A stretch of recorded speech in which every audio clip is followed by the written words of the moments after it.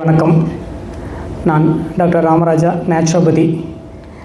First I thank to president Dharmalingam மாப்பிள்ளை அவர்களுக்கும், secretary Gopalakrishnan மாப்பிள்ளை அவர்களுக்கும், ட்ரெஷரர் சிவசுப்ரமணியம் மாப்பிள்ளை அவர்களுக்கும், இந்த வாய்ப்பை ஏற்படுத்தி கொடுத்த கமல் ஃபைனான்ஸ் ஆனந்த் மாப்பிள்ளை அவர்களுக்கும், உங்கள் அனைவருக்கும் என்னுடைய காலை வணக்கம். ஒரு இயற்கை மருத்துவம் என்னென்னு தெரிஞ்சதுக்கு முன்னாடி ஒரு சின்ன ஸ்டோரி மட்டும் ஒன்று சொல்லிடுறேங்க. மன்னர் தெனாலிராமனை அழைக்கிறாரு. அழைச்சிட்டு அவர் கேட்குறாரு, நம்ம நாட்டில் எந்த துறையில் அதிகம் படித்தவங்க இருக்குன்னு கேட்குறாங்க, எந்த இதில் அதிகம் படித்தவங்கன்னு கேட்குறாங்க. அதுக்கு தெனாலிராமன் கொஞ்சமும் யோசிக்காமல் மருத்துவர் தான் அதிகம் படிச்சிருக்காங்க அப்படின்னு சொல்கிறாரு. அப்போ மன்னர் சொன்னார், அப்படி இல்லையே, மற்ற துறையில் நிறைய இருக்காங்களே அப்படின்னு சொல்லி கேட்குறாரு. தெனாலிராமன் திரும்பவும் சொல்கிறாரு, இல்லை மருத்துவர் தான் நிறைய படிச்சிருக்காங்க அப்படின்னு. மன்னருக்கு ஒரே ஆச்சரியம். எனக்கு தெரிஞ்ச அப்படி இல்லை, எங்கேயாவது ஊருக்கு ஒருத்தங்க தான் அப்படி இருக்காங்க அப்படின்னு சொல்கிறாரு. இது மன்னர் காலத்தில். அப்போ சரிங்க மன்னா, நான் ஒன்று சொல்கிறேன், அதை பண்ணுங்கள், நீங்கள் தெரிஞ்சுக்கலாம்னு சொல்லும்போது, ஒரு நாள் நீங்கள் உடம்பு சரியில்லைன்னு படுங்க அப்படின்னு சொல்கிறாரு. மன்னரும் அதுபோல் உடம்பு சரியில்லைன்னு படுக்கிறாங்க. படுக்கும்பொழுது மன்னர்கள்லாம் வராங்க, மற்ற மன்னர்கள்லாம் வராங்க, இளவரசர்கள்லாம் வராங்க, படை தளபதிகள் வராங்க, பெரிய ஆட்கள்லாம் வராங்க, ஊர் மக்கள்லாம் எல்லாமே வராங்க. மன்னர்கிட்ட கேட்குறாங்க, என்ன மன்னா அப்படின்னு கேட்குறாங்க. இந்த மாதிரி உடம்பு சரியில்லை. அப்படியே மன்னா, அப்போ இதை சாப்பிடாதீங்க. திரும்ப இன்னொருத்தருக்கே வராங்க, அவங்க சொல்கிறாங்க, நீங்கள் அதை சாப்பிடாதீங்க, நீங்கள் இதை இப்படி பண்ணியிருக்கக்கூடாது, அதை இப்படி பண்ணியிருக்கக்கூடாது, எனக்கு அப்போவே தெரியும் மன்னர் இப்படி போயிடுவார், எனக்கு தெரியும். இப்படின்னு வர்றவங்கெல்லாம் ஒரு அறிகுறிகள் சொல்லிகிட்டே இருக்காங்க. அப்புறம் மன்னர் சொன்னார், ஆமாம் நீங்கள் சொன்னது சரிதான், மருத்துவர்கள் தான் நிறையா இருக்காங்க, நான் தான் தப்பு பண்ணிட்டேன் அப்படின்னு சொல்கிறார். ஸோ அதுபோல் அறிகுறிகள் கொடுக்கறதுக்காக நான் கண்டிப்பாக இங்கே வரலைங்க. ஸோ இயற்கை மருத்துவம்னா என்ன, வாழ்வியல் முறைனா என்ன, இயற்கை மருத்துவம் நம்மளுடைய வாழ்வில் எப்படி ஒன்றிணைஞ்சிருக்கு, அதை எடுத்துக்கிட்டால் நம்ம வாழ்க்கையை எப்படி சிறப்பாக வச்சுக்க முடியும் அப்படிங்கிற என்னுடைய 5 வருட படிப்பும் 20 வருட அனுபவத்தையும் உங்கள்கிட்ட பகிர்ந்திருக்க தான் நான் வந்திருக்கேங்க. ஸோ இயற்கை மருத்துவம் மற்றும் யோகா. இயற்கை மருத்துவங்கிறது ஒரு மருந்தில்லா மருத்துவம், ட்ரக்லெஸ் சிஸ்டம்னு சொல்கிறோம். இன்றைக்கி நமக்கு எல்லாத்துக்குமே தெரியும், ஒரு மருத்துவம்னு போனால் அங்கே மருந்து கண்டிப்பாக இருக்கும். அது சித்தவாயாக இருக்கட்டும், ஆயுர்வேதாவாக இருக்கட்டும், ஹோமியோபதியாக இருக்கட்டும், யுனானியாக இருக்கட்டும், அலோபதியாக இருக்கட்டும், மருத்துவம் அப்படின்னு போனால் அங்கே மருந்து இருக்கும். அதை எதிர்பார்த்த எண்ணத்தில் தான் நாமளும் உள்ளே போகிறோம். ஸோ அப்படிப்பட்ட இடத்துல ஒரு இயற்கை மருத்துவம் ஒரு மருந்து இல்லாமல் ட்ரக்லெஸ்ஸாக எப்படி பண்ணுறாங்க, எப்படி சரிப்படுத்த முடியும் அப்படிங்கிறதான் நம்ம இங்கே பார்க்குறோம். ஸோ அதுக்காக எந்த ஒரு மருத்துவமும் இங்கும் குறைந்தது அல்ல. ஒவ்வொரு மருத்துவத்துக்குமே ஒரு தனிச்சிறப்பு இருக்குது. ஒரு உதாரணத்துக்கு, நம்மளுடைய கை வெட்டுப்பட்டுச்சு அப்படின்னா இன்றைக்கி அலோபதி தவிர நமக்கு ஸ்கோப்பே கிடையாது. இல்லை நமக்கு போலியோ இன்றைக்கி வராமல் இருக்குன்னா அதுக்கு அலோபதி தவிர ஸ்கோப்பே கிடையாது. டிபிக்கு 100% க்யூர் இன்றைக்கி அலோபதி தான். வெறிநாய்க்கடிக்கு 100% இன்றைக்கி அலோபதி தான். ஸோ இதில் நேச்சுரோபதியுடைய பங்களிப்பு எதுவும் இருக்காது. அப்போ நேச்சுரோபதியுடைய பங்களிப்பு என்னென்னா, நம்மளுடைய வாழ்வியல் மாற்றங்களால் ஏற்பட்ட 15 வகையான நோய்களுக்கு ஒரு நல்ல தீர்வை கொடுக்கறது தான் இயற்கை மருத்துவம். ஸோ அப்போ அது எந்த மாதிரி கொடுக்குது, எதனுடைய அடிப்படையில் அதை எடுத்துகிட்டு போகிறோம் அப்படின்னு பார்க்கலாம். மருந்தில்லா மருத்துவம். பாடி மேடப் ஆஃப் பஞ்சமகா பூதாஸ். நம்மளுடைய உடல் இந்த 5 அடிப்படையில் தான் உருவாகிக்குது. ஆகாஷ், வாயு, அக்னி, ஜலா, பிருத்தி, இந்த 5 பூதங்களால் தான் நம்ம உடல் உருவாகியிருக்கு. ஆகாஷ் அப்படிங்கிறது பார்த்திங்கன்னா நம்மளுடைய வாய்ப்பகுதி, நம்மளுடைய மூக்கு பகுதி, காது, நம்மளுடைய குடல் பகுதி, இரத்த குழாய்கள், செல்களுக்குள்ள ஸ்பேஸ் ஆகாஷ்னு சொல்கிறோம். வெற்றிடம். வாயுங்கிறது நம்மளுடைய சுவாச பயிற்சி, நம்மளுடைய கேஸ், இது வாயு. ஃபயர் அப்படிங்கிறது நம்மளோட டைஜஷன், பாடி டெம்பரேச்சர். ஜலாங்கிறது நீர், ரத்தம், lymph, saliva, sweating, urine, other body fluids. பிருத்திங்கிறது மண் சார்ந்த பூதம். எதுன்னு பார்த்திங்கன்னா எலும்பு, தசை, பற்கள், நகம், இதெல்லாம் மண் சார்ந்த பூதம். ஸோ இப்படி தான் நம்ம உடல் 5 பூதங்களாக இருக்குது. இந்த பூதத்தினுடைய குறைபாடில் ஒரு உதாரணத்துக்கு எலும்பு சார்ந்த பிரச்சனை வந்தது அப்படின்னா அங்கே பிருத்திவி குறைபாடு இருக்குதுன்னு அர்த்தம். மண் சார்ந்த பிரச்சனைகள் இருக்குதுன்னு அர்த்தம். தசை சார்ந்த பிரச்சனைனா மண் சார்ந்த பிரச்சனை இருக்குதுன்னு அர்த்தம். ஸோ அப்போ கொடுக்கக்கூடிய மண் சிகிச்சைகள் அது அதனுடைய பிரச்சனையை சால்வ் பண்ணும். ஸோ அப்போ மண் சிகிச்சை கொடுக்கும்போது என்னென்னா, ஒரு எலும்பு வலுப்பெறும், தசைகள் வலுப்பெறும், நரம்பு மண்டலங்கள் வலுப்பெறும், நம்மளை எனர்ஜியாக வச்சுக்கும். ஸோ இப்படி இந்த பூதங்களின் அடிப்படையால் தான் இயற்கை மருத்துவம் செயல்படுகிறது. சிகிச்சை முறைகள்: நீர் சிகிச்சை, மண் சிகிச்சை, யோகா.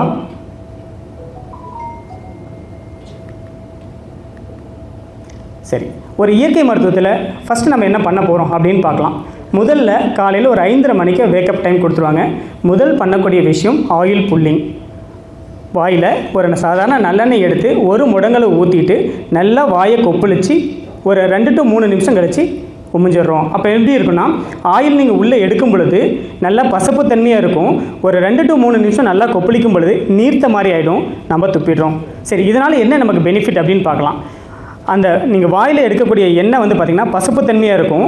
அடி வயிற்றில் இருக்கிற பித்தம் மேலே ஏறி அந்த வாயில் வந்து பிரேக் டவுன் பண்ணி தான் உங்களுக்கு நீர்த்த மாதிரி பண்ணுது. அப்போ பித்தம் சார்ந்த நோய்கள் நம்மளுக்கு வராமல் பார்த்துக்கிறதுக்கு இந்த ஆயில் புல்லிங்கோடைய பெனிஃபிட்ஸ்.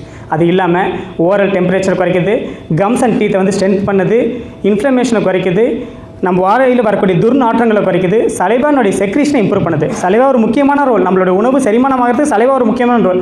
அதை நம்ம இன்றைக்கி நிறையா நம்ம தவிர்க்கிறோம். மொபைல் பார்த்துட்டு சாப்பிட்றது, டிவி பார்த்துட்டு சாப்பிட்றதுனால சலைவா செக்ரேட் ஆகாது. ஒரு உணவு உட்கொள்ளும்போது நம்மளுடைய பார்வையானது உணவில் இருக்கணும், நம்ம அதை டேஸ்ட் பண்ணியிருக்கணும், அதை முகந்திருக்கணும். இது 3மே சலைவா செக்ரேஷனை அதிகப்படுத்தும். நம்மளுடைய இந்த 3 கவனம் இல்லாதனால சலைவா செக்ரேட் ஆகி உணவில் கலக்காது. அதனால் நீங்கள் உணவு எந்த மாதிரி உணவு எடுத்துக்கிட்டாலும், எவ்வளோ ஆரோக்கியமான உணவு எடுத்துக்கிட்டாலும் இங்கே ஜீரண குறைபாடு இருக்கும், அது உட்கிரகிக்காது. ஸோ அதனால் நம்மளுடைய உணவு உண்ணும் பொழுது நம்மளுடைய கவனமானது உணவில் இருக்க வேண்டும். சரி, நம்ம இன்றைக்கி எல்லாருமே கேள்விப்பட்டிருக்கிறோம் கிளென்சிங்னு ஒரு ப்ரொசீஜர். எப்படின்னா, எப்படி வேணாலும் சாப்பிட்டுக்குவோம், எப்படி வேணாலும் லைஃப் ஸ்டைல் வச்சுக்குவோம், எப்படி வேணாலும் தூக்கத்துக்கு எடுத்துக்குவோம், உடற்பயிற்சி எல்லாமே இல்லாமல் இருப்போம்.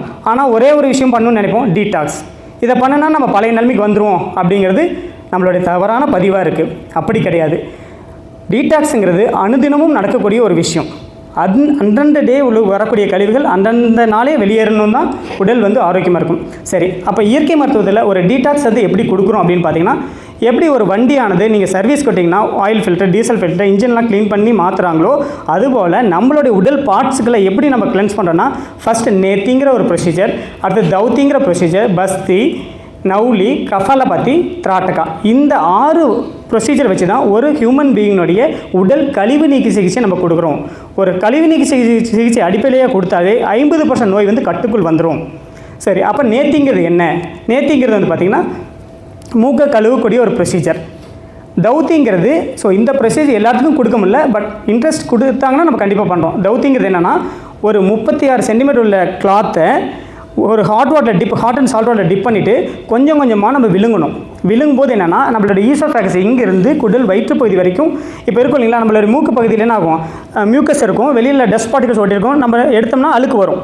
ஸோ பற்களில் அழுக்கு வரும், நாக்கில் அழுக்கு வரும். ஆனால் நம்ம குடல் கழுத்துக்கு கீழே இல்லை ஈசோஃபேகஸில் இருக்கக்கூடிய அழுக்கு எடுக்கக்கூடிய ஒரு ப்ரொசீஜர். இந்த கிளாத்தை கொஞ்சம் கொஞ்சமாக விழுங்க குடல் பகுதி வரைக்கும் போயிடும். அதுக்கப்புறம் எடுத்திங்கன்னா அவ்வளோ உங்களுக்கு அந்த அழுக்கு இப்போ பற்கள் எடுக்கிறோம் இல்லைங்களா, அந்த மாதிரி வரதுக்கான ஒரு தெரப்பி. இது அட்வான்ஸ் தெரப்பி, பட் இன்ட்ரெஸ்ட் இருந்து அவங்களுக்கான ஒரு கான்ஃபிடன்ஸ் தான் நம்ம அதை கொடுக்குறோம். பஸ்திங்கிறது பார்த்திங்கன்னா எனிமா, கான்ஸ்டிபேஷன் வராமல் பார்த்துக்கிறதுக்கு. நவுலிங்கிறது குடல் வயிற்றுப்பகுதி பெல்லி வராமல் பார்த்துக்கிறது. என்கம்ஃபரன்ஸ்னு சொல்லுவோம். அதாவது நம்ம உடம்புல 3 என்கம்ஃபரன்ஸ் இருக்கும். ஒன்று ஃபஸ்ட் ஃப்ரண்ட் என்கம்ஃபரன்ஸ், ஒரு ஆபத்தானது. ஆபத்துன்னா நம்ம வயிறு நம்ம மார்புக்கு வெளியே வரும்பொழுது வரக்கூடிய முதல் ஆபத்தான அறிகுறி. 2வது பேக் என்கம்ஃபரன்ஸ், பின்பகுதியில் சதைகள் நம்ம உடலை விட்டு தனியாக போச்சுன்னா அது செகண்ட் ஆபத்தான ஒரு விஷயம். தேர்ட் என்னென்னா, இது 2 விட ஆபத்தான எதுனா சைடு இன்கம். சைடில் பார்த்தோன்னா பக்கவாட்டில் ஊழச்சதை தொங்கும், இது அடுத்த ஆபத்தான விஷயம். இதெல்லாம் தாண்டி இது எல்லாமே இருக்குது அப்படின்னா அது பேராபத்து. அந்த என்கம்பன்ஸ் வராமல் இருக்கிறதுக்காக தான் நவுலிங்கிற ஒரு ப்ராக்டிஸ் கொடுக்குறோம். அடுத்தது கஃபாலபாத்தி. கஃபாலபாத்திங்கிறது ஆக்டிவ் எக்ஸலேஷன், அதாவது மூச்சு காற்ற வேகமாக ஃபோர்ஸ்ஃபுல்லாக அப்படி பண்ணக்கூடிய ஒரு ப்ரொசீஜர். இது என்ன பண்ணும் அப்படின்னா, நுரையீரலில் சுருக்கி விரிவடை செய்யும். அது மட்டும் இல்லாமல் ஃபோர்ஸ்ஃபுல்லாக உங்களுக்கு பிரெயினுக்கு பிளட் சர்க்குலேஷன் கொடுக்கறனால பிரெயினில் சுரக்கக்கூடிய பிட்யூட்டரி ஹார்மோன் வந்து நார்மலாக சுரக்கும். பிட்யூட்டரி ஹார்மோன் தான் head of the hormone. Pituitary hormone நார்மலாக சுரந்தால் தான் தைராய்டு, தைமஸ், அடினிலின், நார்டனின், insulin, gonadal hormone, sexual hormone வரைக்கும் ப்ராப்பராக செக்ரேட் ஆகும், ப்ராப்பராக அதனுடைய ஃபங்க்ஷன் பண்ணும். ஸோ அதுக்கான கொடுக்கக்கூடிய சர்க்ரியாஸ்ங்கிற ப்ரொசீஜர். நவுலிங்கிறதுங்க வயிற்று பகுதியில் இங்கே ரெக்டஸ் அப்டாமினேஷன் ஒரு மசில் இருக்குங்க. இங்கே ஆரம்பித்து இங்கே போய் பெல்விக் போனில் முடியக்கூடிய ஒரு மசில். இந்த மசில் தான் பெல்லி வராமல் இருக்கிறதுக்கு முதல் ஒரு தடையாக இருக்கும். ஆனால் அதை நம்ம பிரேக் பண்ணிவிடுவோம். எப்படி பிரேக் பண்ணால், அளவுக்கு அதிகமான உள்ள லோடு கொடுத்து ஒரு கட்டத்தில் அதனால் அந்த ஸ்ட்ரென்த்தை தாங்க முடியாது, அது லூஸ் ஆகிடும். நவுலிங்கிறது அந்த ரெக்டஸ் அப்டாமினேஷன் தனியாக காட்டுறது. ஸோ அதுக்கான கொடுக்கக்கூடிய ப்ரொசீஜர். அந்த பகுதி இந்த இப்போ லெஃப்ட் ரைட் தனியாக தெரியும், லெஃப்ட் தனியாக தெரியும், சென்டர் பகுதி தனியாக தெரியும், அதுக்கு கொடுக்கக்கூடிய ஒரு ப்ரொசீஜருங்க. அது ஒரு ட்ரைனிங் ப்ரொசீஜர் தாங்க. ஸோ ஐ வாஷ், இது நம்ம அன்றாடம் பண்ணக்கூடிய ஒரு ப்ரொசீஜர். ரொம்ப சிம்பிளான ஒரு ப்ரொசீஜர் தான். கண்ணை கழுவக்கூடிய ஒரு வார்ம் அண்ட் சலைன் வாட்டரில் எடுத்து பண்ணக்கூடிய ஒரு ப்ரொசீஜர். இதை நம்ம பண்ணும்போது என்னென்னா, கண்ணில் இருக்குது. இப்போ நம்ம டே ஃபுல்லாக வெளியே சுற்றுறோம். அப்போ டஸ்ட் பார்ட்டிகல்ஸ் நிறையா இருக்கும். அப்போ கண்ணில் ஒரு இரிட்டேஷன் இருக்கும். கண்ணை நம்ம தேய்ப்போம், போய் படுத்துருவோம். ஆனால் அந்த டஸ்ட் பார்ட்டிகளை ரிமூவ் பண்ணுறதா இருக்கட்டும், இல்லை நமக்கு அந்த ஐ இரிட்டேஷனால் பிரெயின் இரிட்டேட் ஆகும், தூக்கம் இல்லாமல் போயிடும், கண் இச்சிங்கில் இருக்குது, கண்ணில் தண்ணி வடியுது, dryness of the skin eyes, இது எல்லாத்துக்குமே ஐ வாஷ் வந்து ரொம்ப நல்ல பெனிஃபிட்டாக இருக்கும். என்னென்னா ரொம்ப சிம்பிள் ப்ரொசீஜர். கண்ணை வச்சுட்டு up and down movement, right and left, right up left down, rotation clockwise and clockwise, அந்த ப்ரொசீஜர் பண்ணக்கூடியது தான். இது எல்லாமே நம்ம வீட்டில் பண்ணிக்க முடியும். Warm saline water, warm and சால்ட்டுங்க. ஸோ இது வந்து ஜலநிதிங்கிறது மூக்கு கழுவுக்கூட ப்ரொசீஜர். இப்போ நமக்கு தெரியும் இல்லைங்களா, நம்ம டே ஃபுல்லாக சுற்றிட்டு இருக்கும்போது நம்ம மூக்கில் வந்து அசடுகள் அந்த அழுக்கெல்லாம் சேர்ந்துடும் இல்லையா. அப்போ காற்றானது முழுமையாக நமக்கு கிடைக்காது. ஆக்சிஜன் தான் first main energy boosting point. அப்போ அந்த ஆக்சிஜன் நமக்கு சரியாக கிடைக்கல என்ன ஆகும், ஒரு செடிக்கு 5 லிட்டர் தண்ணி ஊற்றினாலும் உயிர் வாழும், 1 லிட்டர் தண்ணி ஊற்றினாலும் உயிர் வாழும். ஆனால் அந்த டிஃப்ரென்ஸ் இருக்கும் இல்லைங்களா. அதே போல தான் ஆக்சிஜன் முழுமையாக நீங்கள் இன்டேக் எடுக்கும்போது நம்மளுடைய ஹெல்த்னுடைய பெனிஃபிட்ஸ் வேறு, ஆக்சிஜன் குறைவாக போகும்போது உள்ள பெனிஃபிட்ஸ் வேறு. அந்த நேசல் மூக்கில் இருக்கக்கூடிய அடைப்பு போகிறதுக்காக இருக்கட்டும், இல்லை டஸ்ட் பார்ட்டிகல் போகிறதுக்காக இருக்கும், இந்த ஜலநிதி ஒரு மூக்கில் தண்ணி விட்டால் இன்னொரு மூக்கில் வந்துடும், ஆப்போசிட் மூக்கில் தண்ணி விடும்போது இந்த மூக்கில் வந்துடும். ஸோ அப்போ என்ன ஆகுனா மொத்த காற்று என்னமோ நமக்கே வாரி இறைச்ச மாதிரி ஒரு ஃபீல் கிடைக்கும். ஜலநிதி ஏற்ற பிறகு உங்களான அதை நீங்கள் உணர முடியும். ஸோ அடுத்தது வந்து பார்த்திங்கன்னா constipation is mother of all disease சொல்கிறோம். ஒரு மனுஷனுக்கு அடிப்படையே வந்து மலச்சிக்கல் தான். பல பிரச்சனைகளுக்கான காரணமும் மலச்சிக்கல் தான். மலச்சிக்கல்னால் எப்படி, எது மலச்சிக்கல் அப்படின்னா, காலையில் எழுந்தோடனே 5 நிமிடங்களில் பாத்ரூம் போயிருக்கணும், 2 to 3 நிமிஷம் பவல் எவாக்குலேட் ஆகிருக்கணும். இது ஆகலினாவே அது மலச்சிக்கல் தான். சரி, எப்போல்லாம் நான் எனிமை எடுத்துக்கணும்? அப்போ எனிமனுடைய ப்ரொசீஜர்னா ரொம்ப சிம்பிள். ஒரு பாட் இருக்கும், அதுலேருந்து ஒரு டியூப் இருக்கும், அதில் ஒரு லாஸ்ட் டிப் இருக்கும். அதை வந்து ஹாட் அண்ட் சால்ட் இதே தான், ஒரு தண்ணியை கொதிக்க வச்சு ஆற வச்சு ஆசனவாய் தாங்கக்கூடிய டெம்பரேச்சரில் கொஞ்சம் உப்பை போட்டு நம்மளுடைய ஆசனவாய் மேலே நம்ம தோள்பட்டைக்கு மேலே மாட்டிட்டு ஆசனவாயில் இன்சர்ட் பண்ணினோம்னா அந்த தண்ணியான உள்ளே போயிடும், பவல் வந்து எவாக்குலேட் ஆகிடும். இது ப்ரொசீஜர். சரி, இதை டெய்லி எடுத்துக்கலாமா? தேவைப்படாது. எப்போ நமக்கு சரியாக போகலையோ அன்றைக்கி எடுத்தால் போதும். இல்லை நான் முதல் நாள் நான்வெஜ் சாப்பிட்டேன், எனக்கு சரியாக ஜீரணம் ஆகலை, இல்லை ராங் பேட்டர்ன் ஃபுட் எடுத்துட்டேன், எனக்கு ஜீரணம் ஆகலை, மோஷன் போகலை, எடுத்துக்கலாம். இல்லை நான் லேட் நைட் சாப்பிட்டேன், எனக்கு மோஷன் போகலை, அந்த மாதிரி டேஸ் வந்து நீங்கள் எடுத்துக்கலாம். சரி, இதெல்லாம் எடுக்கணும். எனக்கு அன்றைக்கி மோஷன் போயிடுச்சு, ஆனால் எனக்கு ஃபுல்ஃபில்லாக போகலை, சம்வாட் ஏதோ உள்ளே இருக்கிற மாதிரி இருக்குது, ஒரு இரிட்டேட் பண்ணிகிட்டே இருக்குது, அந்த டே நீங்கள் எனிமா எடுத்துக்கலாம். அதர்வைஸ் எனிமா தேவையில்லை. எனிமா வந்து நாங்கள் செகண்ட் ப்ரொசீஜர் கொடுக்குறோம். ஏன்னா அஸ்வினி முத்ராங்கிற ப்ரொசீஜரும் அடுத்து நான் உங்களுக்கு ஒரு ப்ரொசீஜர் சொல்கிறேன், அதை தான் நம்ம ஃபஸ்ட்டு கொடுக்குறோம். அதில் நார்மலாகவே பவல் எவாக்குலேட் ஆகிடும். அப்படி இல்லைனா நம்ம எனிமா கொடுத்தோம். ஸோ எனிமா எடுக்கனால அந்த லோவர் பார்ட் ஆஃப் க்ரோனான் வந்து கிளென்ஸ் ஆகுது, அந்த பவல் மூவ்மெண்ட் இம்ப்ரூவ் ஆகுது, அப்டமனில் கேஸ் டபுள் ப்ளோட்டிங்கில் வரவங்களுக்கு அந்த கேஸ் ஃபார்ம் ஆன ஒரு சவுண்ட் கொடமுடன் சவுண்ட் வரும். ஸோ அந்த மாதிரி சவுண்ட் வராமல் பார்க்குறது, க்ரானிக் கான்ஸ்டிபேஷன் வரவங்களுக்கு இது எல்லாத்துக்குமே எனிமா வந்து ரொம்ப யூஸ்ஃபுல்லாக இருக்கும். ஸோ மட் பேக், ஐ பேக், இது எல்லாமே நம்ம பேஷண்ட் எதுக்கு எஜுகேட் பண்ணுறோன்னா இதெல்லாம் நீங்கள் வீட்டில் ஃபாலோ பண்ணுங்க அப்படின்னா most of the treatment core treatment சொல்லுவோம். எல்லாம் அவ்வளோ வண்டர்ஃபுல் ரிசல்ட் கொடுக்கக்கூடிய எல்லா ட்ரீட்மெண்ட்டும் நீங்கள் ஓனாகவே இங்கே எடுத்துக்க முடியும். பட் இங்கே என்னென்னா அதுக்கான நேரத்தை மட்டும்தான் நீங்கள் ஒதுக்கணும். இது இப்போ மட் பேக், ஐ பேக்ங்கிறது ஒரு ரொம்ப சிம்பிளான விஷயங்க. மண்ணை வந்து ஒரு துணியில் போட்டு ஒரு கொஞ்சம் தண்ணி கலந்து போட்டு இந்த வயிற்று பகுதியில் வச்சுக்கிறது.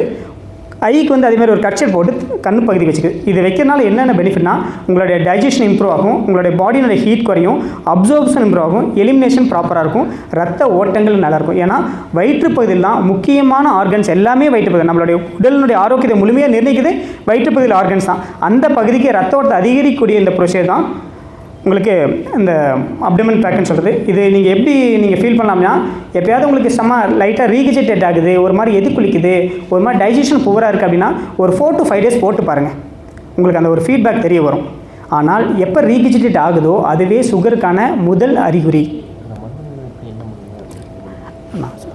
மட்டுங்கிறது நம்ம ஒரு அதுக்கான ப்ரொசீஜர் ரெடி பண்ணி கொடுக்குறேங்க. பட் அப்டமன் பேக்லாம் அப்படிங்கும்போது நார்மலான ஒரு புத்து மண்ணோ அல்லது வந்து நீங்கள் உரம் படாத மண்ணோ நம்ம எடுத்து பயன்படுத்த முடியுங்க. ஸோ அடுத்து வந்து பார்த்திங்கன்னா அந்த ஐ பேக், அதனுடைய பெனிஃபிட்ஸ் தாங்க. கண்ணை கூலிங்கை வச்சுக்கிறது, கண்ணில் இரிட்டேஷன் இல்லாமல் பார்த்துக்கிறது, நல்ல தூக்கத்தை கொடுக்குறது. ஸோ ஐயை சுற்றி இருக்கிற மசில்ஸ் வந்து ரிலாக்ஸாக இருக்கிறதுக்கான ப்ரொசீஜர். சரி, யோகா நான் ஏன் பண்ணணும்? யோகான்னு எல்லாருமே சொல்கிறாங்க. ஈவன் நம்ம பிஎம் வரைக்கும் யோகா இன்றைக்கி வரைக்கும் பண்ணிகிட்டு இருக்காங்க. யோகா பண்ணுறதுக்கு யோகம் இருந்தால் மட்டும்தான் பண்ண முடியும். யோகா நம்ம தெரிஞ்சுக்கலாம், கேட்கலாம், செய்யலாம்னு ஆசைப்படலாம், எல்லாமே இருக்கும். ஆனால் அந்த யோகா பண்ணுறதுக்கு நமக்கு ஒரு யோகம் வேணும், அப்போ தான் பண்ண முடியும். ஒரு மனுஷனுடைய உடலையும் மனதையும் ஆத்மாவையும் ஒருங்கிணைக்கிற ஒரு செயல் அப்படின்னா அது யோகா மட்டும்தான். நம்மளை வாழ்நாள் முழுசாக நம்மளை ஆரோக்கியமாக வச்சுக்கணும், அது யோகா மட்டும்தான்.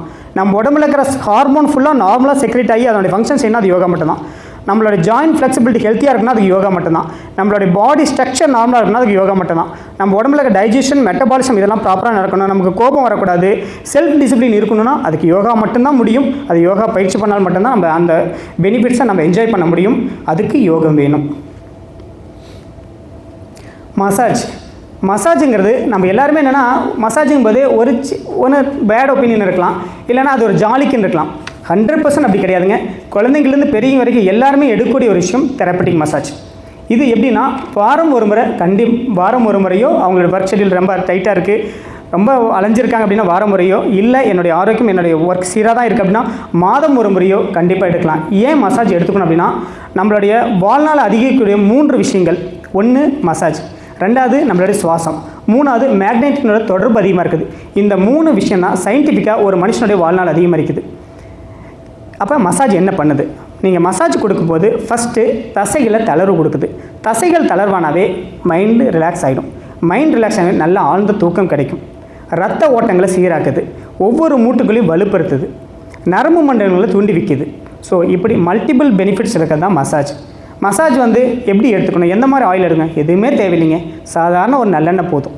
சரி, நம்ம இதை மசாஜ் சென்டருக்கு தான் எடுத்துக்கணுமா, இல்லை ஒரு ஹாஸ்பிட்டல் தான் எடுத்துக்கணுமா அப்படின்னு கிடையாது. அதுக்கு நமக்கு அவகாசம் இருந்தால் அவசியம் எடுத்துக்கலாம், இல்லை தவறில்லை. ஆனால் அது இல்லை, நான் ரெகுலராக எடுத்துக்கணும், சாதாரண நல்லெண்ணெய் போதும், செக்லாட்னா நல்லெண்ணெய் போதும். கால் பாதத்தில் ஆரம்பித்து தலை வரைக்கும் நீங்களாகவே ஒரு ரப்பிங் கொடுத்துக்கலாம். ஆனால் கொடுக்கறது ஒரு அப்வர்ட் டைரெக்ஷனில் கொடுக்கணும், தலையை நோக்கியுள்ள டைரெக்ஷனில் கொடுக்கணும், அவ்வளோதான். ஒரு ஃப்ரிக்ஷன் மசாஜ் நீங்களே குழந்தைங்களை தேய்ச்சிடலாம். காலேருந்து முழங்கால் வரைக்கும் தேய்ச்சிடலாம், முழங்காலேருந்து தொடைப்பகுதி, வயிற்று பகுதி, இப்படி கொஞ்சமாக தேய்க்கலாம். நீங்கள் ஓனாகவும் தேய்ச்சிக்கலாம்.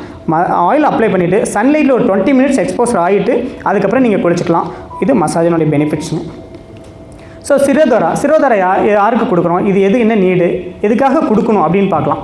ஸோ சிரோதராங்கிறது ஒரு ப்ரொசீஜர் தான், மசாஜில் ஒரு பார்ட் ஆஃப் ப்ரொசீஜர் தான். மசாஜ் கொடுத்த பிறகு நம்ம ஒரு ஆயில் வச்சு இங்கே உங்களுடைய நெத்தி பகுதியில் கொடுக்கக்கூடிய போரிங் தான். இது என்ன பண்ணுன்னா, பிரெயின் செல்ஸை ரிலாக்ஸ் பண்ணும், ஸ்ட்ரெஸ் ஃப்ரீ பண்ணி விடும், தூக்கத்தை நல்லா வர வைக்கும். ஒற்றை தலைவலி சொல்கிறாங்க இல்லைங்களா, தலையிலே இறுக்கி கட்டி போட்ட மாதிரி இருக்குல்ல, தலையை கழட்டி வச்சலான் இருக்கும், அந்த மாதிரி தலைவலிக்கும் சரி, இல்லை ரொம்ப டயர்டாக சோர்வாக இருக்குது, என்ன பண்ணுறேனே தெரியல அவங்களுக்கும் சரி, இல்லை ப்ரெஷர் இருக்குது, ஒரு மாதிரி டிப்ரெஸ்ஸாகவே இருக்குது அப்படிங்களுக்கு, புவர் கான்சன்ட்ரேஷன், இவங்களுக்கு எல்லாத்துக்குமே இந்த சிரோதாராங்கிறது ஒரு நல்ல ரிசல்ட் கொடுக்கும். கோக்னட் ஸ்க்ரப் இது அந்த ஸ்கின் க்ளோவிங்காக, ட்ரைனஸ் ஆஃப் த ஸ்கின்க்கு, டல்னஸ் ஆஃப் த ஸ்கின்க்கு, ஸ்கின்னில் டெட் பார்ட்டிகல்ஸ் இருக்குது அதை ரிமூவ் பண்ணுறதுக்கான கொடுக்கக்கூடிய ஒரு ப்ரொசீஜர். என்னுடைய ஸ்கின் புவராக இருக்குன்னா அதுக்கான சர்க்குலேஷன் இம்ப்ரூவ் பண்ணுறது, டீடாக்ஸ் ஆஃப் த ஸ்கின்க்கு அந்த கோக்னட் ஸ்க்ரப்னு சொல்லக்கூடிய தேங்காயை அரைச்சி, நடுப்பதம் உள்ள தேங்காயை ஒரு அரைப்பதம் சொல்ல முடியல, அது திருவண்ணா பால் மாதிரி வரும், அதை அரைச்சி அதை ஃபுல்லாக மேலே போட்டு கொடுக்கக்கூடிய ஒரு மசாஜிங்க. ஸோ ஸ்டீம் பாத் அப்படிங்கிறது பார்த்திங்கன்னா ஒரு நீராவி குளியல் பெனிஃபிட் என்ன அப்படின்னு பார்த்திங்கன்னா, தோலினுடைய ஃபங்க்ஷனை இம்ப்ரூவ் பண்ணி கொடுக்கும். ஏன்னா இங்கே ஒவ்வொரு ஆர்கனும் இன்னொரு ஆர்கனை சார்ந்திருக்கும். இப்போ கிட்னிக்கு ஒர்க்லோட குறைக்கணும் அப்படின்னா நீங்கள் தோலுக்கு ஒர்க்லோட் அதிகப்படுத்திக்கணும், ஸ்கின்க்கான ஒர்க்லோட் இம்ப்ரூவ் பண்ணி கொடுத்துருக்கணும், ஸ்கின் போர்சஸ் ஓப்பன் பண்ணி விட்டுருக்கணும், ஸ்கின்னில் ஸ்வெட்டிங் நடந்திருக்கணும்.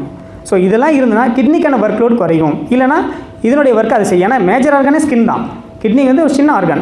அப்போ இதனுடைய ஒர்க்கை ஸ்கின் பண்ணலன்னா கிட்னிக்கு ஒர்க்லோட் ஜாஸ்தி ஆயிடும். ஸோ ஸ்டீம் பாத் கொடுக்கும்போது ஸ்கின் போர்சஸ் ஓப்பன் ஆகி அதுலேருந்து ஸ்வெட்டிங் நிறைய வெளியில் போயிடும். ஸோ ஸ்கின் ஹெல்த்தியாக இருக்கும். அது இல்லாமல் பாடி ஸ்டிஃப்னஸ்க்கு, ஸ்கின் ஓப்பன் பண்ணுறதுக்கு, ஜாயின்ட் பெயினுக்கு, ஆர்த்ரைட்டிஸ் பேஷண்ட், முழங்கால் வலி உள்ளவங்களுக்கு, காமன் கோல்டு, இவங்க சைனஸ் கம்ப்ளைண்ட் உள்ளவங்களுக்கு, சர்க்குலேஷன் இம்ப்ரூவ் இல்லைங்கிறது, இது எல்லாமே நம்ம ஸ்டீம் பாத் எடுத்துக்க முடியும். சோனா பாத்துங்கிறது ஒரு பிளைன்வுட் மரத்தில் வரக்கூடிய ஒரு ட்ரை ஹீட். ஸோ இந்த ட்ரை ஹீட் உள்ளே போகிறதுக்கு முன்னாடி என்ன பண்ணால் ஒரு 4 டம்ளர் தண்ணி குடிச்சிருக்கணும், தலைக்கு ஒரு வெட் பேக் போட்டிருப்பாங்க.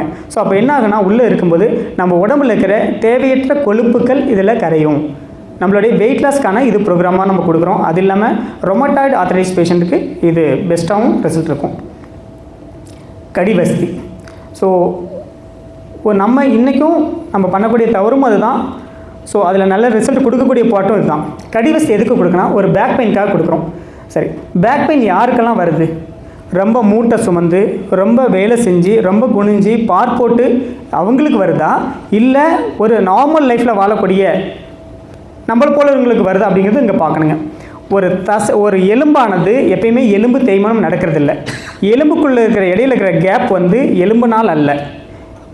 நம்ம உடம்புல இருக்கிற போன் பார்த்திங்கன்னா, இப்போ இங்கே மேலே இருக்கிற போனும் கீழே இருக்கிற போனுக்கு எந்த ஒரு இன்டர்லாக்குமே கிடையாது, இப்படி பிணிஞ்சிருக்க கிடையாது. அந்த போனுக்கு இந்த போனுக்கு எந்த டச்சுமே இருக்காது, ஒரு ஸ்பேஸ் மெயின்டைன் ஆகும்.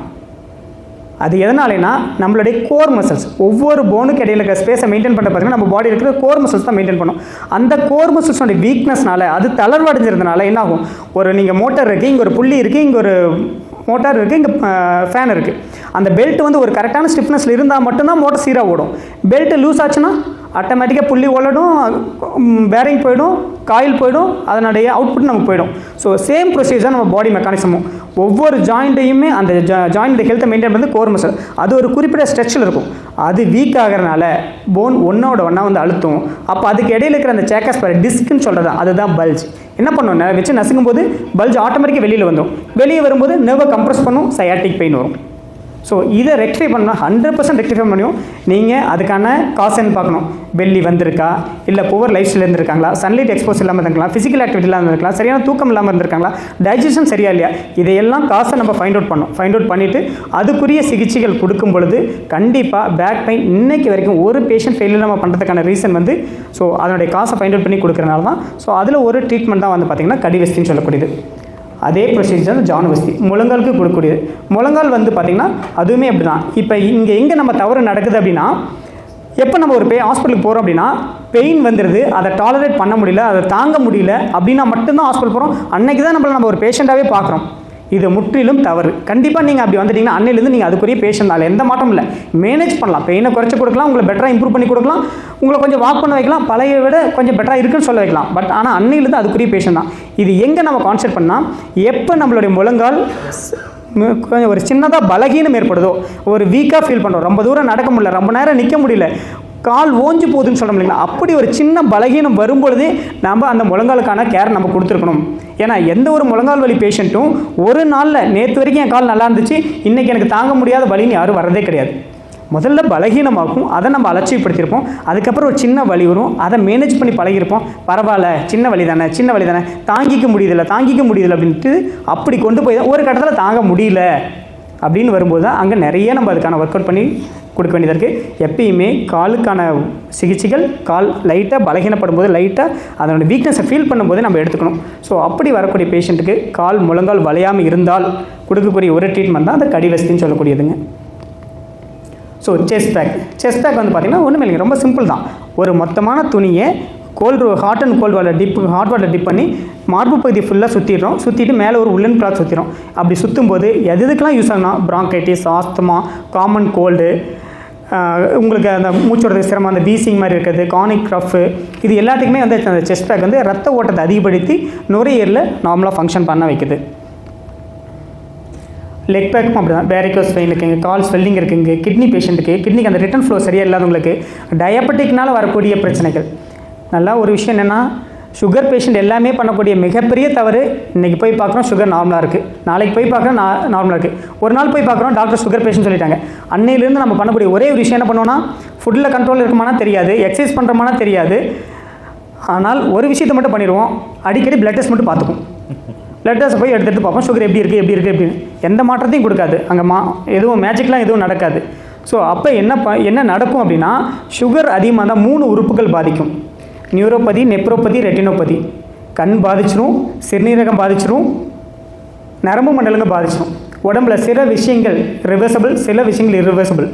நமக்கு தெரியும் இல்லைங்களா, உடம்புல ஏற்பட்ட சராய்ப்பு கொஞ்ச நாள் பார்த்திங்கன்னா ஒயிட்டாக இருக்கும், அப்புறம் ரெட்டிஷாக இருக்கும், பிளாக் பிக்மெண்ட்டாக இருக்கும், அப்புறம் ஒரு கட்டத்தில் அது மறைஞ்சிரும், நம்ம உடம்புல இருக்கிறதே தெரியாமல் போயிடும், தெரியாது. ஆனால் நமக்கு ஏற்பட்ட தழும்பு நம்ம வாழ்நாள் முழுசு நம்ம கூட ட்ராவல் ஆகும்.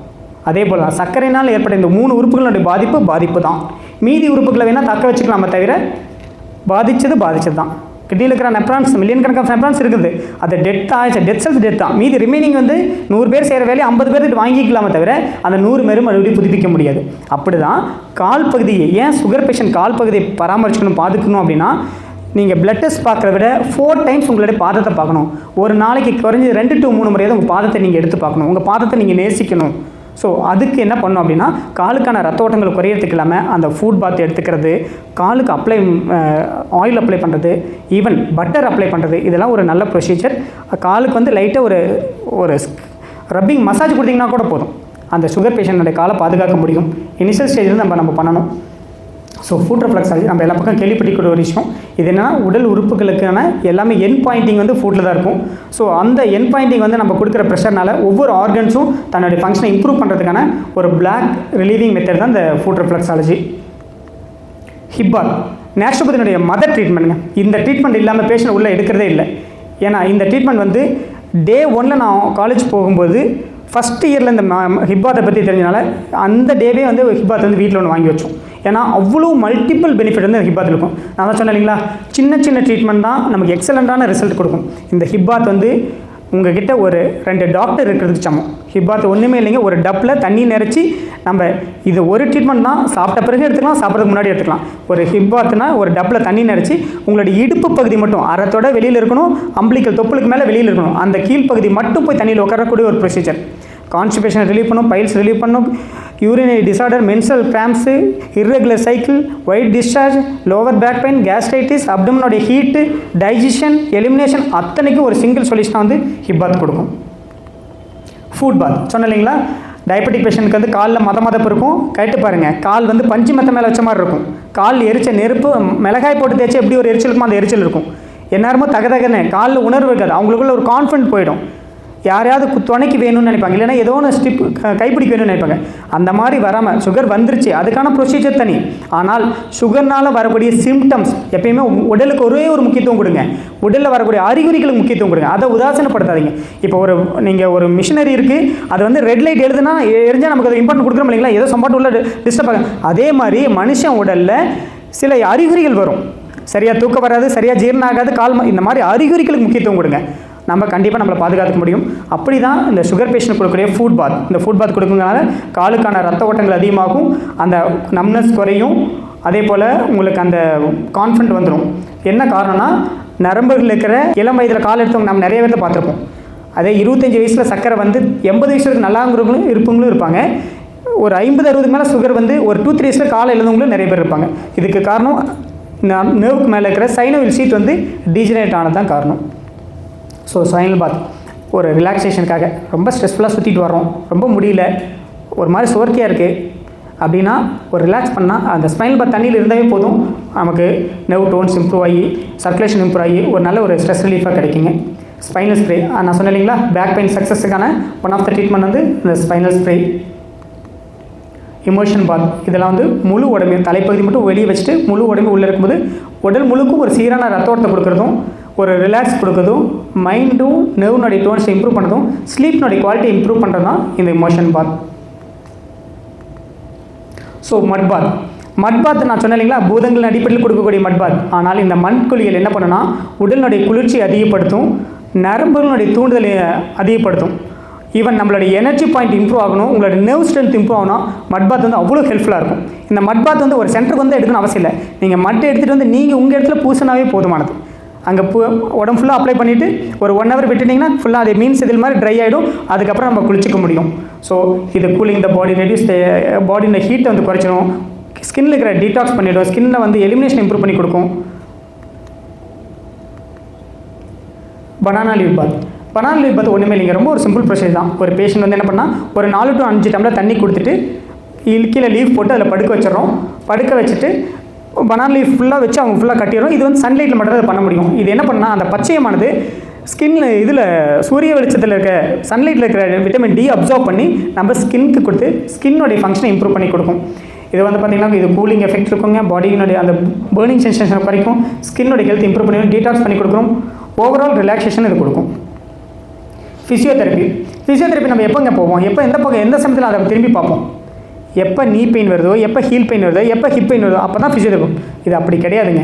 ஃபிசியோதெரப்பிங்கிறது நான் சொன்னேன் இல்லைங்களா, ஜென்ரலாக ஒரு சின்ன வீக்னஸ் வரும் பொழுதே, மூட்டுகளுக்கிடையே ஒரு சின்ன ஒரு தளர்வு, ஒரு டயர்ட்னஸ் வரும் பொழுதே நம்ம ஃபிசியோதெரப்பி உள்ளே போய் ஸ்ட்ரென்த்னிங் எக்ஸசைஸ் பண்ணால் போதும். இன்றைக்கும் நீ பெயினுக்கு பேக் பெயினுக்கும் சக்ஸஸ் கொடுக்கறதுக்கு ஒரே ஒரு ரீசன் 50% ஃபிசியோதெரப்பி.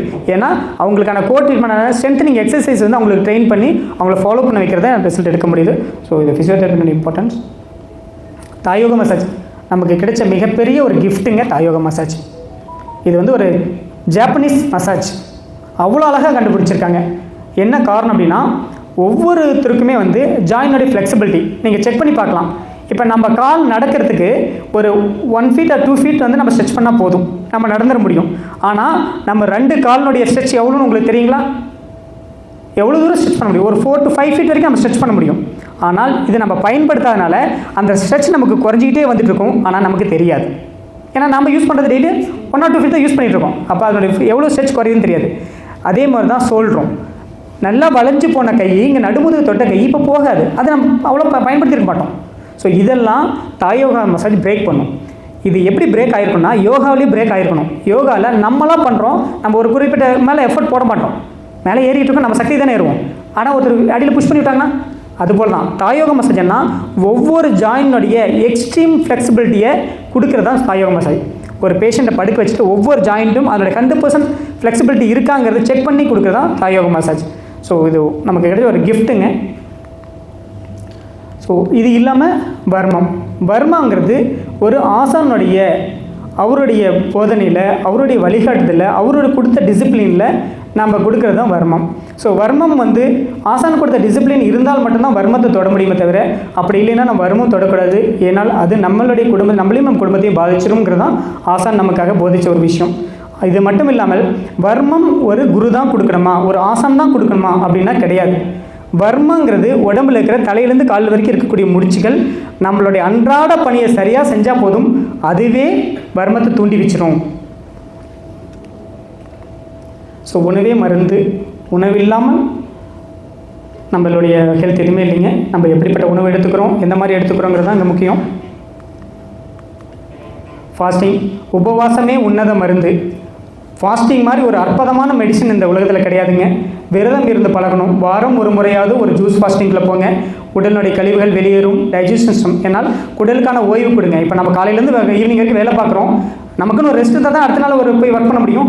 வாரம் ஃபுல்லாக வேலை பார்க்குறோம். வாரத்தில் ஒரு நாள் சண்டே ஓய்வு இருந்தால் தானே அடுத்த வாரம் போய் நல்லா ஹெல்த்தியாக ஒர்க் பண்ண முடியும். ஆனால் குடல் 24 மணி நேரம் நமக்காக ஒர்க் பண்ணிகிட்டே இருக்குது. அது குடலுக்கான ஒர்க் கொடுக்குறது மட்டும் இல்லைங்க, எல்லா உறுப்புகளுக்கும் அதை சார்ந்து வேலை செஞ்சுட்டே இருக்கும். நாம் தூங்கிடுவோம், ஆனால் அதுக்கு ஓய்வு இருக்காது.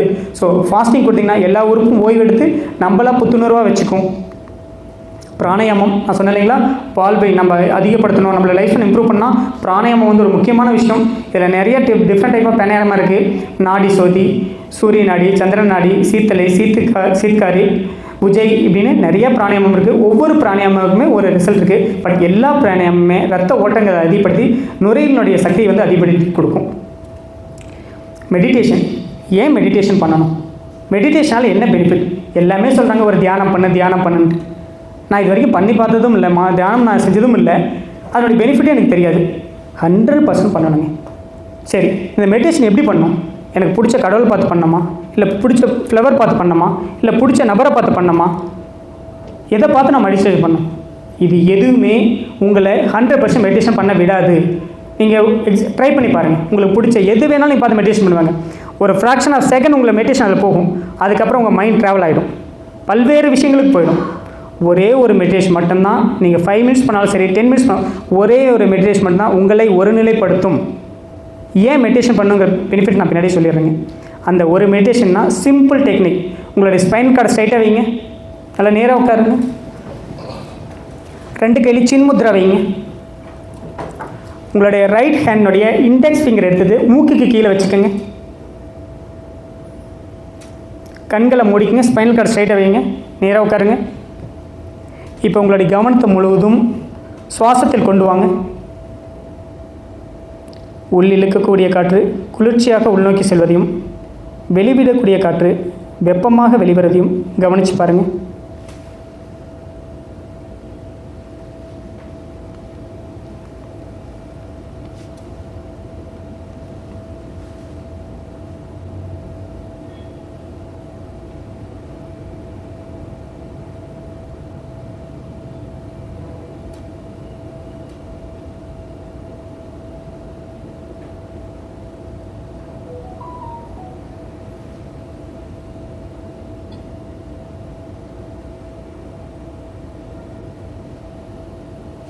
ஸ்லோவாக ரிலீஸ் பண்ணிக்கோங்க. நல்லா ஃபீல் பண்ணியிருக்க முடியும் உங்களால். உள்ளில் இருக்கக்கூடிய காற்று நல்லா குளிர்ச்சியாக போயிருக்கும், வெளிவிடக்கூடிய காற்று நல்லா வெப்பமாக வந்திருக்கும். இந்த ஒரு மெடிடேஷன் உங்கள் குழந்தைங்களுக்கு சொல்லிக் கொடுங்க. ரொம்ப முக்கியமான விஷயம். ஒரு 5 நிமிஷம் ஸ்கூல் படித்தாலும் சரி, காலேஜ் படித்தாலும் சரி, இல்லை அவங்க ஒர்க் பண்ணாலும் சரி, இந்த மெடிடேஷன் 5 மினிட்ஸ் நீங்களும் பண்ணணும், உங்கள் குடும்ப நபர்களையும் பண்ண வைங்க. ஸோ வண்டர்ஃபுல் ரிசல்ட் இதில் கிடைக்கும். ஏன் மெடிடேஷன் பண்ணணும்? First mind. அவர் தான் ஹெட் மாஸ்டர். அவர் இல்லாங்க எதுவுமே இல்லை.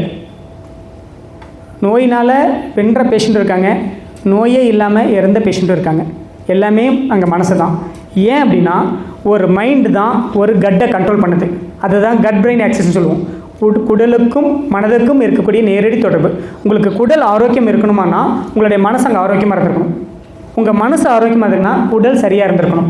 குடலில் சரியான உணவு போயிருக்கணும், சரியான நேரத்துக்கு போயிருக்கணும், சரியான டைஜஷன் இருக்கணும், சரியாக எலிமினேஷன் இருக்கணும். அப்போ குடல் நல்லா இருக்கணும் அப்படின்னா யார் நல்லா இருந்திருக்குன்னா சாரம் நல்லா இருந்திருக்கணும். சாரம்ங்கிறது அதில் ஸ்பெல்லிங் மிஸ்டேக் இருக்குங்க. சாரம்ங்கிறது என்னென்னா நீங்கள் கொடுக்கக்கூடிய உயிர் சத்து. கம்பு, ராகி, சாமை, தினை, குதிரைவாளி எடுக்கும் போது கிடைக்கக்கூடிய உயிர் சத்துக்கும் பீஸா, பர்கர், மிக்சர், பன்னு, பரோட்டா இது மாதிரி எடுக்கக்கூடிய உணவுக்கும் கொடுக்குற உயிர் சத்துக்கும் வித்தியாசம் இருக்குங்களா? அப்போ நீங்கள் உயிர் சத்துள்ள உணவுகள் கொடுத்துருக்கணும். ஏன்னால் இது ரத்தமும் சதையும் சார்ந்த ஒரு உடம்பு. அப்போ உயிர் சத்துள்ள உணவுகள் போச்சாங்கிறது ஃபஸ்ட்டு பார்க்கணும்.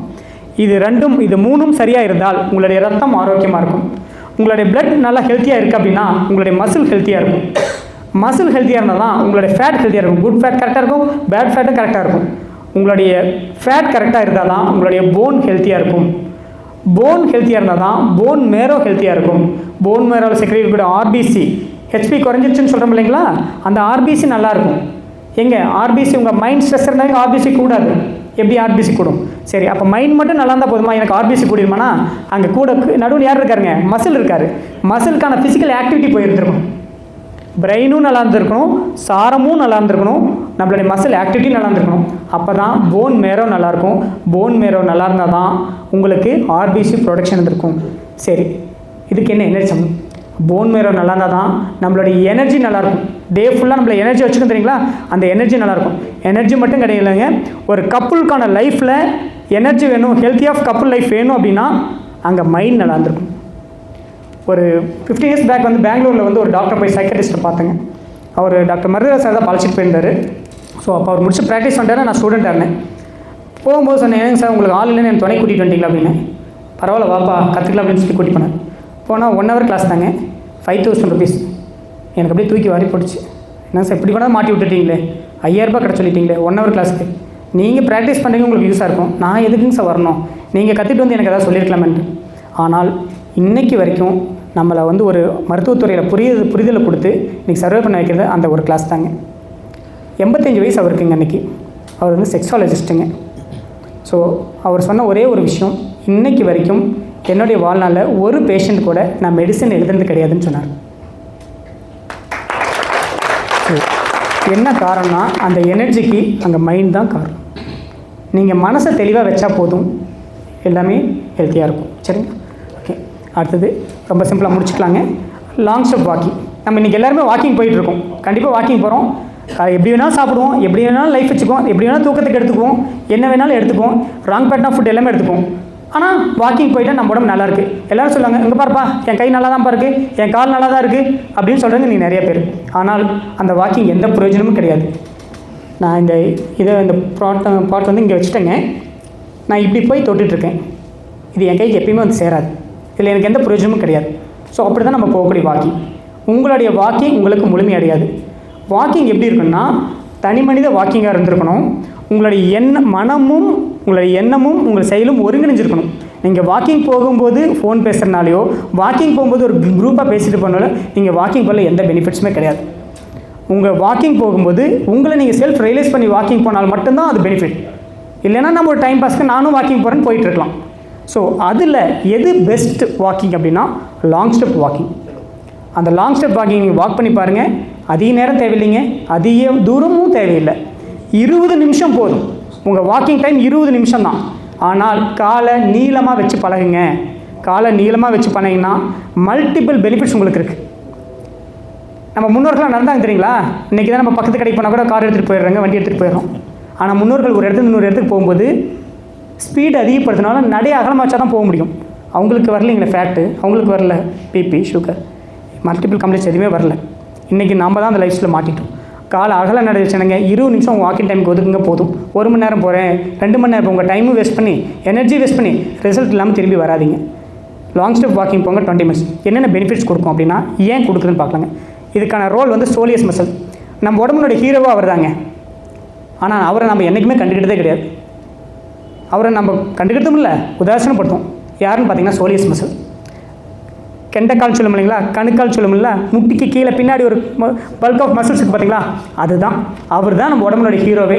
நீங்கள் அவரை நேசிச்சா போதும், நம்மளை அவர் பார்த்துப்பார். என்னென்ன பெனிஃபிட் கொடுக்குறாரு பாருங்கள். நீங்கள் லாங் ஸ்டெப் வாக்கிங் போகும்போது ஆசான் சொன்னார் இல்லைங்களா, உடலில் இருக்கிற வர்ம புள்ளிகள் தானாக இயங்கும்னு. லாங் ஸ்டெப் வாக்கிங் போது அந்த சோலிஸ் மசில் வந்து நல்லா ஸ்ட்ரெச் ஆகி சுருங்கும். அப்படி சுருங்கும் போது அங்கே பிளாக்ஸ் ஓப்பன் ஆகும். என்னென்ன பண்ணுன்னா, உங்களுக்கு சுகர் வராமல் பார்த்துக்கும், சுகரை கண்ட்ரோல் கொடுக்கும். சொல்கிறோம் இல்லைங்களா, நான் சாப்பிட்றதே இல்லைப்பா, இன்சுலின்லாம் கரெக்டாக போட்டுக்கிறேன், டேப்லெட், அந்த சக்கரை வந்து 350 கிலோ வரவே மாட்டேங்குது. வரும் லாங் ஸ்டெப் வாக்கிங். உங்களுக்கு கொலஸ்ட்ரால் வராமல் பாதுகாத்துக்கும், வந்த கொலஸ்ட்ரால் கட்டுக்குள்ளே எடுத்துகிட்டு வரும் லாங் ஸ்டெப் வாக்கிங். உங்கள் உடம்புல நடக்கக்கூடிய மெட்டபாலிக் ப்ராசஸை என்ஹான்ஸ் பண்ணும் லாங் ஸ்டெப் வாக்கிங். உங்களுக்கு நாள் ஃபுல்லாக உங்களை எனர்ஜி பூஸ்ட்டாக வச்சுக்கும் லாங் ஸ்டெப் வாக்கிங். உங்களுக்கு ஹாப்பி மைண்டு கொடுக்கும், ஹாப்பி மூடு கொடுக்கும் லாங் ஸ்டெப் வாக்கிங். ஸோ கண்டிப்பாக ரெகுலராக லாங் ஸ்டெப் வாக்கிங் ப்ராக்டிஸ் பண்ணி பாருங்கள். ஒரு 1 வீக்கில் அதுக்கான சேஞ்சஸ் தெரியும். ஸ்பீடாகவும் தேவையில்லைங்க, ரொம்ப தூரம் போவதில்லை, ரொம்ப நேரம் தேவைங்க. கரெக்டாக 20 நிமிஷங்க நீங்கள் முள்ள கால வச்சாலும் சரி, ஆனால் அகல இருக்கணும். அங்கே பொறுத்த வரைக்கும் காஃப் மசில்ஸ் வந்து நல்லா ஸ்ட்ரெச் ஆகி சுருங்கணும். ஸோ அதுதான் அதனுடைய ப்ரொசீஜருங்க. ஏன்னா இங்கே நிறைய வயதானவர்கள் வருவாங்க இல்லைங்களா, நீ பெயின் வருவாங்க, பேக் பெயின், அவங்கள நம்ம வேகமாக போக சொல்லுது. ஆனால் அவங்க சொல்கிறது காலை அகல நடவைங்க. அது மட்டும் இல்லாமல் பாடிக்கு வந்து ஒரு ஸ்ட்ரக்சர் கொடுக்கும்.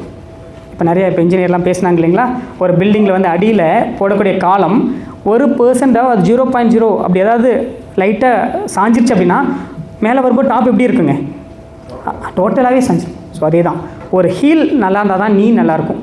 ஹீல் ஜாயிண்ட்டு கணுக்கால் சொல்கிறோம் இல்லையா, அந்த ஜாயிண்ட் ஹெல்த்தியாக இருந்தால் தான் நீ ஜாயின் நல்லாயிருக்கும். நீ ஜாயின் நல்லா தான் ஹிப் அலைன்மெண்ட் நல்லாயிருக்கும். ஹிப் அலைன்மெண்ட் நல்லா ஸ்பைனல் கார்டு அலைன்மெண்ட் நல்லாயிருக்கும். இங்கே பிரச்சனைகள் வராது. பிரச்சனை இங்கே இருக்கும், ஆனால் கழுத்தில் இங்கே வலிக்கும். நம்ம என்ன பண்ணுவோம், ஃபிசியோதெரப்பியும் ட்ரீட்மெண்ட் இங்கே எடுத்துகிட்டே இருப்போம், ஆனால் பிரச்சனை ஹீலில் இருக்கும். ஸோ அதனால் லாங் ஸ்டெப் வாக்கிங் ஒரு உங்களுக்கு நேர்கோடான ஒரு ஸ்ட்ரக்சரை டிசைட் பண்ணி கொடுக்கும். சரிங்களா? ஸோ நான் 2 விஷயம் சொல்லிடுறேங்க. ஒன்று, நம்ம சொல்லுவோம் இல்லைங்களா, அடுத்த ஜென்ரேஷன் நம்ம சொல்லக்கூடிய விஷயம், நான் பட்ட கஷ்டம் நீ படாதப்பா. நம்ம பண்ணக்கூடிய மிகப்பெரிய துரோகமே நம்ம குழந்தைங்களுக்கு அதுதாங்க. நான் பட்ட கஷ்டம் நீ பற்றாத, நான் பட்ட கஷ்டத்தையும் படு, நான் வாழ்ந்த வாழ்க்கை நீ வாழ். இந்த வாழ்க்கை மனித வாழ்க்கை, இந்த வாழ்க்கை. ஸோ என்னென்னா, நம்ம குழந்தைங்களை நம்மளே முடக்கிடுறோம், நம்ம குழந்தைங்களை நம்மளே ஒரு ஹேண்டிகேப்டாக மாற்றிடுறோம். தயவு செஞ்சு அது லைஃப்பில் இருக்கக்கூடாதுங்க. நம்மகிட்ட என்ன வேணாலும் இருக்கலாம், எவ்வளோ சொத்து வேணாலும் இருக்கலாம், ஆனால் அவனை தனி மனிதனாக வாழ விடுங்க. அவனுக்கான ஆதாரத்தை அவனே தேட வைங்க. ஒவ்வொரு நாளும் மருத்துவத்துறையில் ஒரு அனுபவம் தான். எனக்கு லாஸ்ட் வீக் ஆச்சு ஒரு அனுபவம். அப்பா அம்மா ஒரு குறிப்பிட்ட சொத்து நமக்கு வச்சுருப்பாங்க. சரி, ஓகே, இது இருந்தால் பரவாயில்ல, இன்னும் கொஞ்சம் நல்லா இருந்தால் பரவாயில்ல, அப்பா அந்த காசை அதுக்கு வாங்கியிருந்தால் பரவாயில்ல, அதில் இன்வெஸ்ட் பண்ணியிருந்தால் பரவாயில்ல, இன்னும் கொஞ்சம் கம்ஃபர்ட்டாக இருந்திருப்போம், இவ்வளோ லோன் போட்டுட்டு சரி அப்படின்லாம் மனசில் ஓடிட்டுருக்கும். ஆனால் கடந்த வாரம் வந்த ஒரு கோயம்புத்தூர்லேருந்து அந்த ஒரு பேஷண்ட் சொல்கிறாங்க, அவங்க அம்மா சொல்கிறாங்க, அவங்க அம்மா கிட்ட மகன் சொல்கிறாரு, அம்மா நீங்கள் சம்பாரிச்சதை நீங்கள் அனுபவிச்சுட்டு போயிடுங்க, எங்கள் வாழ்வுக்கு நாங்கள் சம்பாரிச்சுக்கிறோம், நீங்கள் அதை வச்சுட்டு எங்களை வந்து சோம்பேறியாக்கிட்டு போயிடாதீங்க. இன்றைக்கி இப்படி எதிர்பார்த்துருக்க பிள்ளைங்க மத்தியில் அப்படி ஒரு பிள்ளை வந்து நமக்கு ஒரு அறிவுரை கொடுத்துட்டு போன மாதிரி இருந்ததுங்க. ஓகே, ஏன் வந்து பிள்ளைங்களுக்கு வேலை கொடுக்கணும், குழந்தைங்களுக்கு வேலை கொடுக்கணும்? ஒரு ஆண் குழந்தைகளுக்கு நீங்கள் சரியான உடல் உழைப்பு கொடுத்து பழக்கவில்லை என்றால் அடிமைகள் ஆக்கப்படுவார்கள். மதுக்கும் மாமிசத்துக்கும் பல்வேறு தவறான விஷயங்களுக்கும் அடிக்ஷன் ஆகி அவங்கள லைஃப்பில் முடங்கி போயிடும். ஆண் குழந்தைங்களுக்கு தயவு செஞ்சு வேலை கொடுத்து பழக்குங்க. படிக்கிற நேரம் படித்தாலும் உடல் உழைப்புக்கான நேரத்தை கண்டிப்பாக ஒதுக்குங்க. பெண் குழந்தைகளுக்கு நீங்கள் வேலை கொடுத்து பழக்கவில்லை என்றால் ஹார்மோன் சம்மந்தப்பட்ட நோய்களுக்கு அடிமையாகி விடுவார்கள். அதிலிருந்து நம்ம மீட்டெடுக்கிறது ரொம்ப சிரமமாக போயிடும். கண்டிப்பாக குழந்தைங்களுக்கு வேலை கொடுத்து பழங்க, வேலை வைங்க, அவங்களுக்கான ஃபிசிக்கல் ஒர்க் கண்டிப்பாக இருக்கணும். தேங்க்யூ. உங்களுடைய நேரத்திற்கும் உங்களோட ப்ரொஃபஷனல்